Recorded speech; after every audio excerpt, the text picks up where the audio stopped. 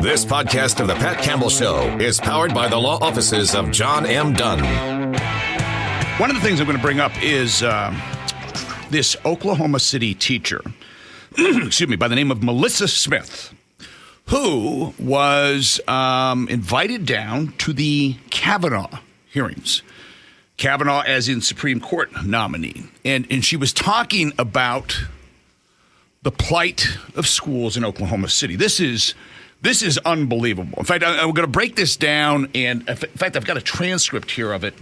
And I've even invited Jonathan Small from OCPA. I said this to him late last night. I said, dude, you need to come on and talk about this, because this thing is not it's riddled with, I don't know if I want to say lies, but a lot of misinformation. In fact, one of the things she claims is that the class size there, they've got 40 students per class. And in some classes, it's first come, first serve. There's no seats, that kind of stuff. When you look up the stats on the school she teaches at, in what was it, U.S. News and World Report, the student-to-teacher ratio is 16-1. How do you have 40 kids in your classes? The situation she was describing, I'm there like, where is this place you're talking about? It's in Oklahoma City, but it's just down the road from us. It can't be like you're saying it is. So Jonathan Small from OCPA is going to come on and break that all down for us tomorrow. But let's play this clip right now. Carly, pull up cut 11. I think we've got time, don't we? It's a little over 5 minutes.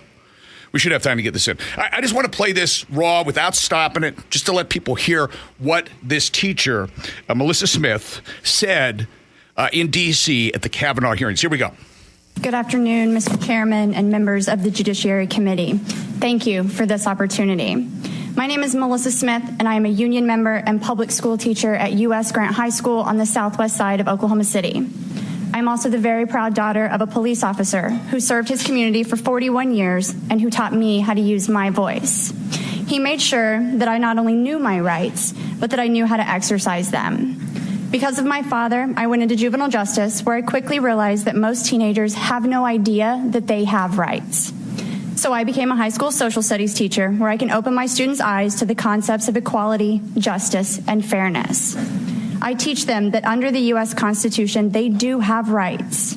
I teach them the impact of the law and their roles and responsibilities within the government so that they can be engaged and active in our democracy. Today, I am honored to be able to show my students exactly what it means to use your voice and participate in our government at the highest level. As you consider your vote on this lifetime appointment, please consider our experiences.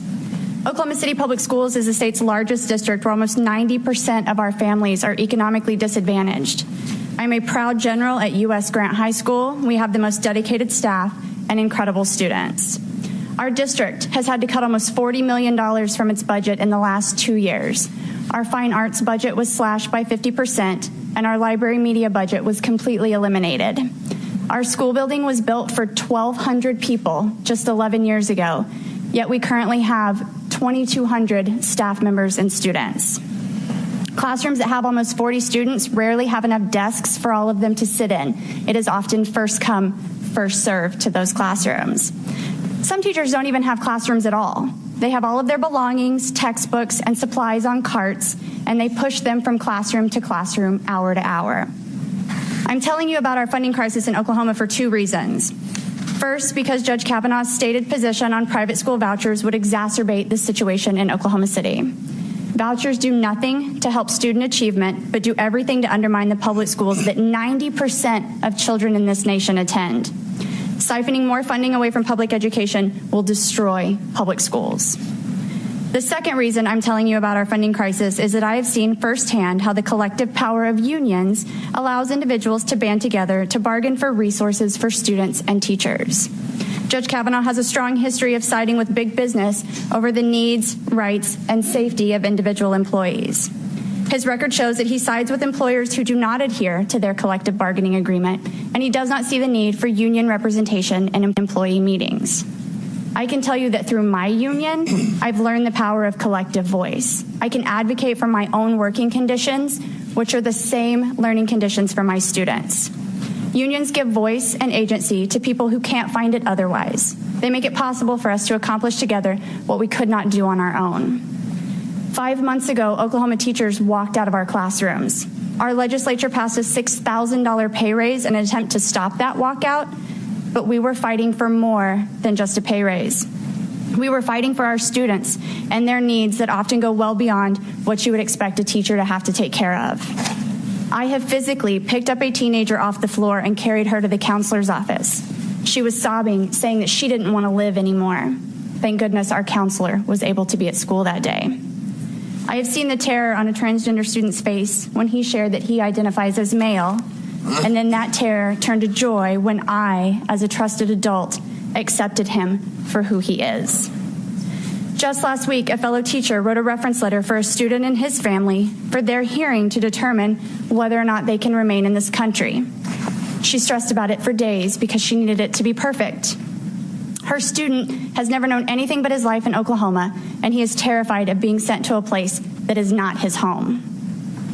The morning after the 2016 presidential election was a tough one at U.S. Grant. Many of our students are undocumented or have undocumented family members.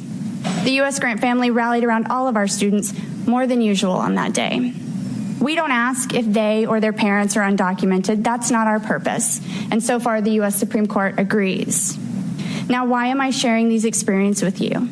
Because I worry about my students and who will look out for them. I worry that our government is too far removed from the people it serves and that the consequences of that gap are far more dangerous than we realize. If confirmed, Judge Kavanaugh's decisions will impact not just teachers and students in schools now, but the futures of my students and for generations to come. The experiences of my students and fellow staff members show that there is a real impact of Judge Kavanaugh's jurisprudence on America's future. Thank you for allowing me to be here today. I would like to end my statement the same way I end every single Friday in class with my students. Be the example, have a good weekend, and please make good choices. Protect students and outcome it when women will die. Judge Kavanaugh does not have enough women. Thank you, Ms. Smith. All right, that's enough of that. But I'm going to bring on Linda Murphy, one of our education experts. She was also running for a state superintendent against Joy Hoffmeister, bringing her on in the next segment here to talk about this this lady and the claims she's making at the Kavanaugh hearings. That's coming up next on the Pat Campbell Show here on Talk Radio 1170, where Tulsa comes to talk and Oklahoma comes to listen. Stay tuned. And we also played for you a clip of a teacher, an Oklahoma City teacher, Melissa Smith, who spoke at, you ready for this, the Kavanaugh hearings.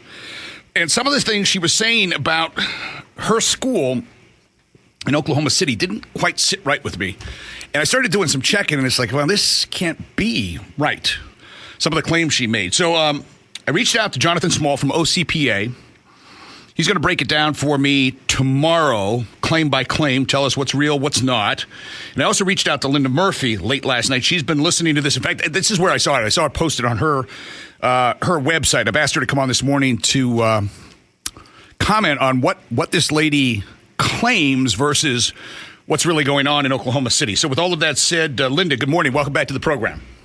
Good morning, Pat. How are you? I'm good, thanks. Haven't had a chance to talk since the runoff. Obviously, Joy Hoffmeister won. Yes. Your reflections on that real quick? Yeah, just quickly, there are an awful lot of people that are profiting in their careers or just in their businesses, vendors, various ones that line up and supported her within the Republican Party. She has an agenda for reform that's very costly, that she continues to roll out more or less behind the scenes while she doesn't talk about it a lot. And I think that's an awful lot of what's going on with her support base, as well as a number of Democrats re-registered when she was elected in 2014. That was widely known. And I've been told that many of those people are still registered as Republicans voting to keep her in office. So, you know, I clearly didn't get enough people to see my message. That's always a challenge with an incumbent. Well, yeah, the other thing is a lot of people didn't know she really had a challenger. And part of that was the strategy of her consultants. You know, we didn't see the two of you face off in debates like we did with Janet Barisi, right? And so you didn't have that until 4 days until the election, 4 days before the election. She put that off to the very, very end. So, yes, that would have made a difference. And also, she didn't go to Republican events. She went to all these education venues, which were set up for her. Mm-hmm. And as state superintendent, she had 20 meetings that she set up all over the state during the summer. We used to have one in Oklahoma City, or one in Oklahoma City and one in Tulsa. Mm-hmm. She's expanded that to 20 locations. Yeah. So she had that unique opportunity right out in the middle of our election, our primary, to get out all over the state on the state dollar, and speak to an awful lot of people. I've never really felt, just between you, me, and the listening audience, that she really was a Republican or a conservative. I think she is she's one of what we've got. We've got a number of politicians like this. They've registered as Republicans. They're masquerading as conservatives, but once they get in, you get to see who they really are. That's right. She truly walks back and forth wherever politically weaving she needs to position herself. And, of course, she's the Republican nominee. And, we've got the election ahead, so We'll see in November, how that stands with the public. Right. One more thing here, too. I'm also hearing that Mary Fallon issued, I don't know if it was an executive order, whatever, some sort of edict, where schools that were spending less than 60% of the monies they were getting on the classroom were supposed to be reported to her. And apparently Joy Hoffmeister has defied that order. What do you know about that?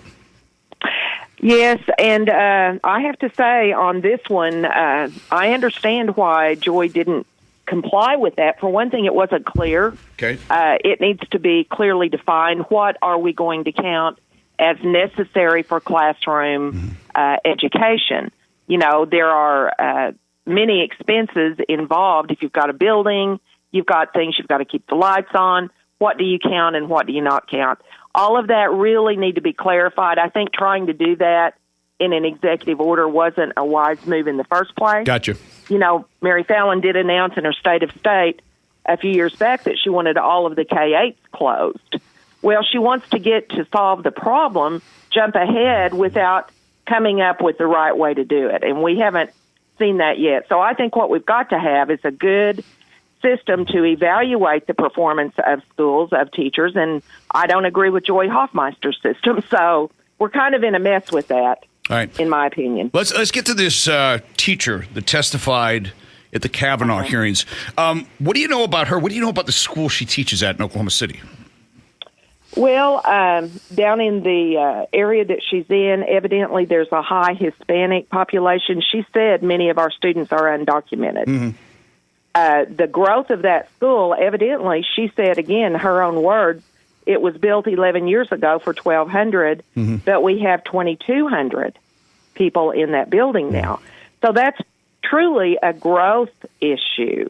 That's a building issue. That's a bond issue, or needing to, have some other facilities nearby that are brought into the picture. I don't know what they need to do without having, firsthand knowledge and going there and looking at that. Here's the thing. I'm looking at the latest stuff from U.S. News and World Report, where they rank, high schools around the country. Some of the claims she's making, this 40 students per classroom, it doesn't add up. For some reason, I'm getting hold on. I'm getting feedback on you. The student-teacher ratio there is 16-1. That's not 40 kids in a class. Right, that doesn't match at all. And the enrollment doesn't match either. The enrollment there is 1,777. How many did she say it was built for? 1,200? She said it was built for 1,200 11 years ago, and they have 2,200. Well, so they've had an expansion. I mean, from what she said, they've had a great expansion of growth, which is the problem. And what that would probably be is immigrants, which she said many of our students are undocumented. Well, here's when U.S. News and World Report broke it down, total minority enrollment, 89%, total economically disadvantaged, 90%. Now, that's sort of interesting there, because what actually qualifies as economically disadvantaged? Because I know that kids who have parents who are making, I think, almost up to $50,000 can still qualify for school lunches, right? Right. And I think that, yes, we need to define exactly what all of that means, because we're getting different sets of data, and that happens in our state legislature. We get 2 or 3 different sets of data from different sources that should all be credible, and yet we end up with mismatch, and we don't have good communication. Yeah. So overall, what I think she was doing, she was throwing a whole lot of things into a stew to come against Kavanaugh, which weren't even relevant to Kavanaugh, and using the union platform, the AFL-CIO, gave her the seat to sit there, and that is a union that wants to take control, wants to take hold in our state. The AFT, American Federation of Teachers, is what she belongs to, a branch of AFL-CIO. They're only in Oklahoma City, and now they've expanded into Tulsa to some degree. I've been told that's even a recent situation that they've expanded into Tulsa. So I don't know, what their membership is, but it's not all of our schools by any means, only Oklahoma City and some in Tulsa. Here is, being a former teacher myself, this is the weird thing with unions here in Oklahoma, teacher unions. First of all, how not everybody has to or is a member, that teaches in public schools. But then, like you said, there's different unions here. Back on the East Coast, states, it generally tends to be one big one that encompasses the state, and here it's very different. Why?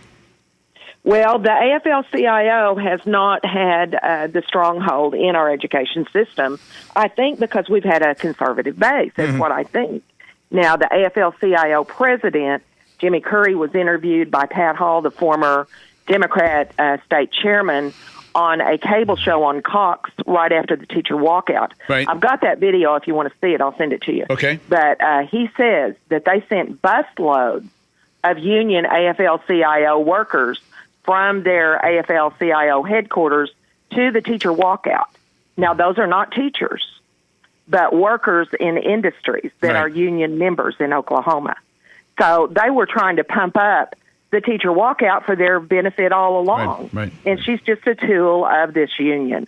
In fact, she posted a picture herself with Cory Booker, who actually supports the choice movement, the choice in education movement. Cory Booker supports that. He's a Democrat, that just called himself Spartacus, I believe. Yes. I am Spartacus, she's got someone with her in her picture there that day at the testimony at the Senate who is actually in the other camp from what she was talking about. She was concerned about vouchers and the cost of vouchers to public ed.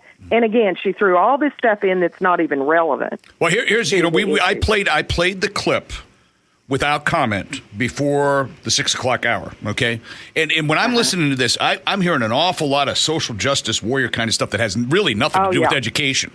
Transgender and this thing and that thing, and the illegal. Well, she didn't call them illegal aliens, but all of these things that factor into the school. So, some of this stuff. Is it true that $40 million has been cut from the Oklahoma City school budget in the last 2 years? I don't know about that. We'll have to get that verified. Yeah, because they play games with that. And what was the other one? Their fine arts cut 50%. What do you put in fine arts?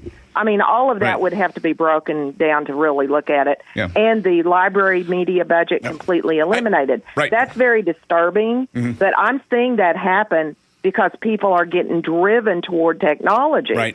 We're not going to put money into the library. We're going to put it in technology, which, frankly, I don't agree with eliminating the library at all. It needs to be maintained.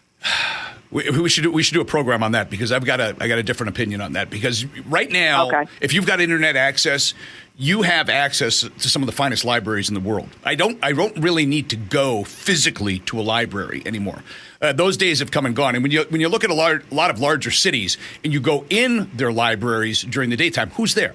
Homeless people. That's what it is. It's a place for them to go to use the internet to hang out in the AC, and it's part of the sad reality. But we can save that for another day.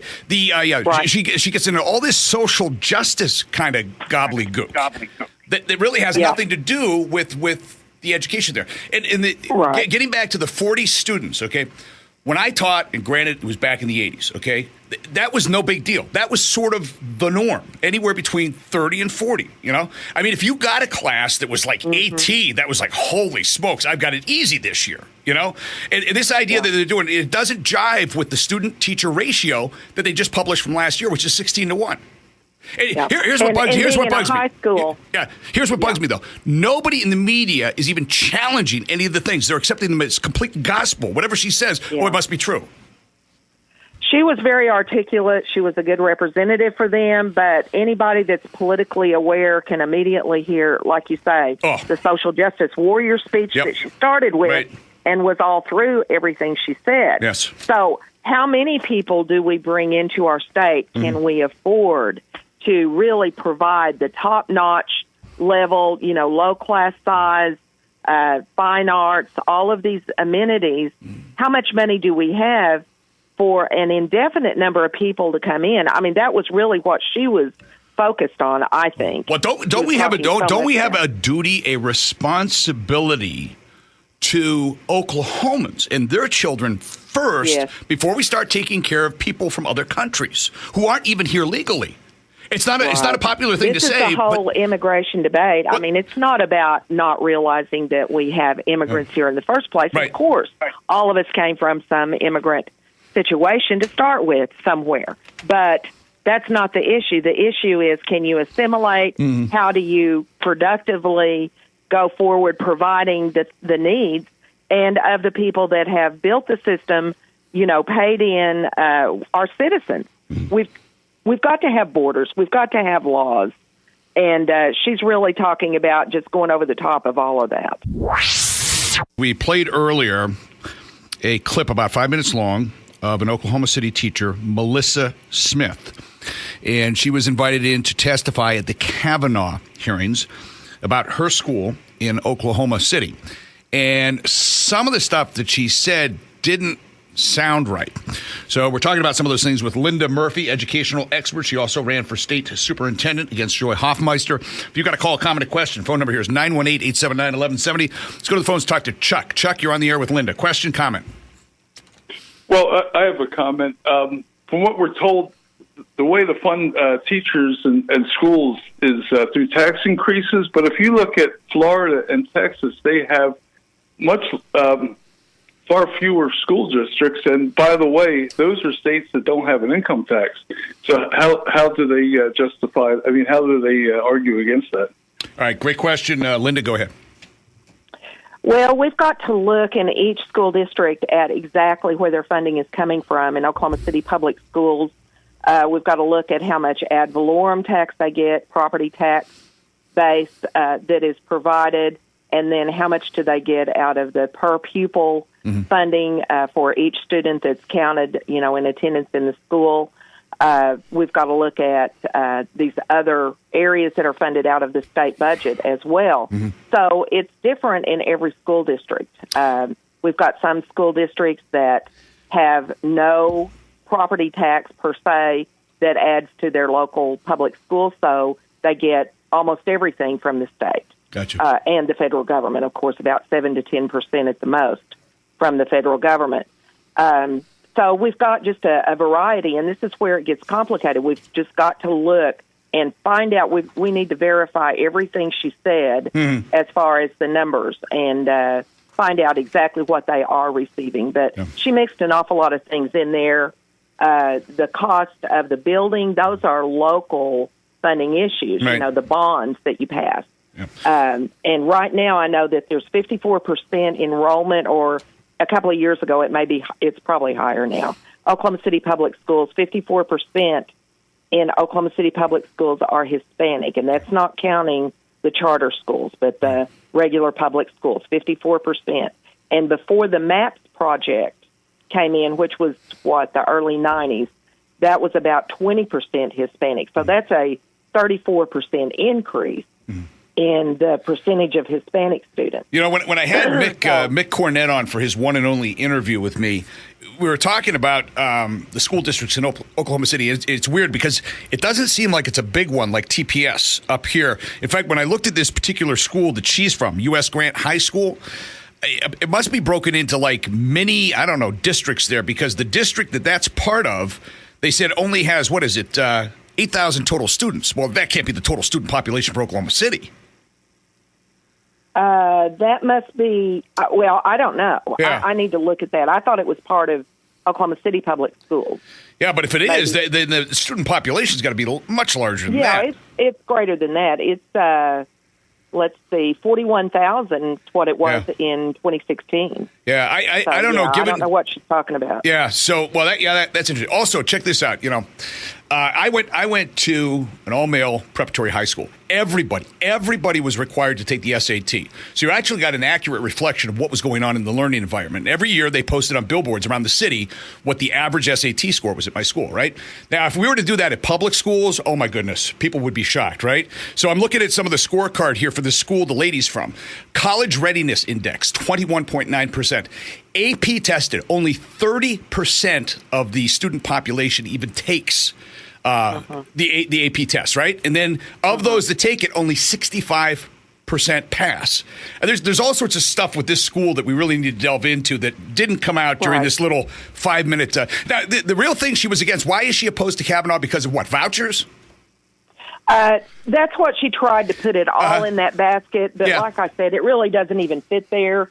Because it doesn't fall under, what she's trying to put it under. Yeah. The overcrowding issue, which is one of the biggest things that all of that falls under that she was concerned about, really falls under the local funding. Yep. It wouldn't have to do with the vouchers. Yeah. That would be the property tax, and that would have to do with the bonding, the local bonding. But if you have a lot of people that are new to the community, non-English speaking, not producing high salaries, you're not going to be getting a whole lot of folks supporting, the bonds that need to be passed. Linda, I got to break on this point. I appreciate you coming on today with such short notice. Let's delve into this a little more and come back later in the week, okay? All right. Talk to you later. Thank you so much. When we come back, Vince Harris, he's going to break down Alex Jones' personality profile. Stay tuned. Log on to 1170KFAQ.com to check out all of Pat Campbell's podcasts, powered by the law offices of John M. Dunn.